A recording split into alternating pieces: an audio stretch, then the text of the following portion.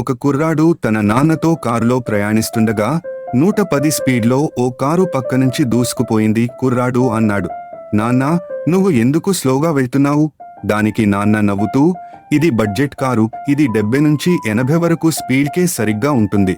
ఇంకా వేగంగా వెళ్తే కంట్రోల్ తప్పిపోతుంది, మన కెపాసిటీ అది అన్నాడు. మనకు కంటే నెమ్మదిగా వెళ్లే బండ్లు, కార్ల, బస్సులు కూడా ఉంటాయి, వాళ్లను చూసి ఎందుకు నేర్చుకోవు నువ్వు అని అన్నాడు తండ్రి. ఇప్పుడు అర్థమైందా నాన్న, నాది కూడా 70 నుంచి 80 వరకు మార్క్ తెచ్చుకునే కెపాసిటీ.